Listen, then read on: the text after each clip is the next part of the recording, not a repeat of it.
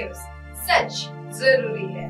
नमस्कार दर्शकों, आप देख रहे हैं MNS न्यूज टीवी और मैं हूं आपके साथ श्रद्धा तिवारी। तो आइए देखते हैं आज की खास खबर।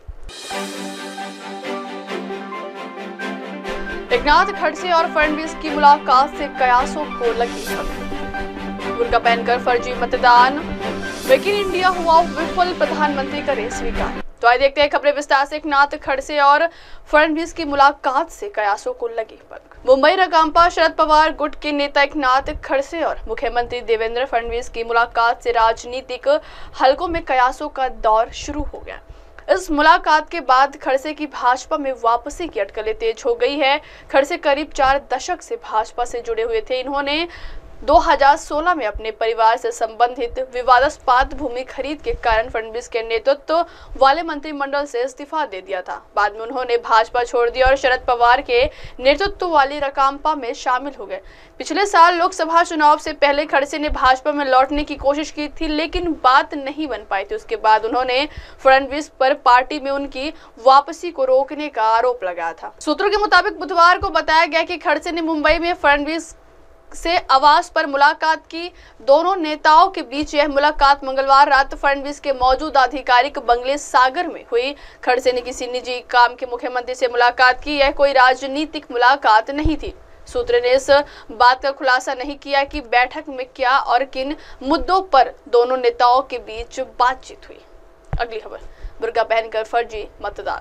दिल्ली विधानसभा चुनाव के तहत बुधवार को जारी मतदान के बीच भाजपा और आम आदमी पार्टी ने राष्ट्रीय राजधानी के कुछ हिस्सों में फर्जी मतदान के आरोप लगाए। दिल्ली के मुख्य निर्वाचन अधिकारी ने दोपहर के समय बताया कि मतदान प्रक्रिया सुचारू रूप से चल रही है। सीईओ ने कहा है कि मॉक पोल और वास्तविक मतदान के दौरान कुछ इलेक्ट्रॉनिक वोटिंग मशीन बदली गई हैं। सीलमपुर में उस वक्त नाटकीय स्थिति देखने को मिली जब भाजपा के एक नेता ने बुर्का पहनी कुछ महिलाओं पर फर्जी तरीके से मतदान का प्रयास करने का आरोप लगाया। हालांकि पुलिस ने इलाके में किसी तरह के फर्जी मतदान से इनकार किया है। सीलमपुर में भाजपा द्वारा फर्जी मतदान के आरोपों के बाद एक मतदान केंद्र के बाहर आम आदमी पार्टी के नेताओं की नारेबाजी शुरू कर दी। दिल्ली पुलिस ने हालांकि इलाके में सुरक्षा बल तैनात होने का हवाला देते हुए आरोपों को खारिज कर दिया है। वहीं कस्तूरबा नगर में 2 लोगों ने फर्जी तरीके से मतदान करने का प्रयास किया है। उन्होंने बताया कि दोनों लोगों को पकड़ लिया गया है और उनसे पूछताछ की जा रही है। अगली खबर, मेक इन इंडिया हुआ विफल, प्रधानमंत्री करे स्वीकार। राष्ट्रपति के अभिभाषण पर चर्चा का जवाब देते हुए प्रधानमंत्री नरेंद्र मोदी ने मेक इन इंडिया का उल्लेख तक नहीं किया, जबकि उन्हें स्वीकार करना चाहिए कि एक अच्छी पहल होने के बावजूद यह विफल है। लोकसभा में नेता प्रतिपक्ष राहुल गांधी ने बुधवार को यह बात कही।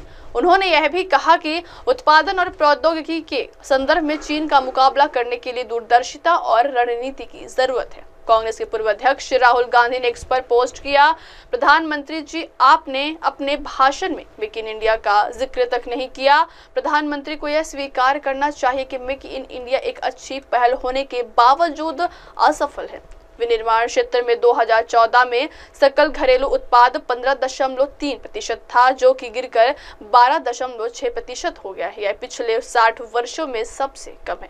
राहुल ने कहा कि भारत के युवाओं को नौकरियों की सख्त जरूरत है तथा हाल के समय में कोई भी सरकार, चाहे संयुक्त प्रगतिशील गठबंधन हो या राष्ट्रीय जनतांत्रिक गठबंधन, इस राष्ट्रीय चुनौती का बड़े पैमाने पर सामना करने में सक्षम नहीं हो रही है। उन्होंने कहा, चीन हमसे 10 साल आगे है और उसके पास एक मजबूत औद्योगिक प्रणाली है।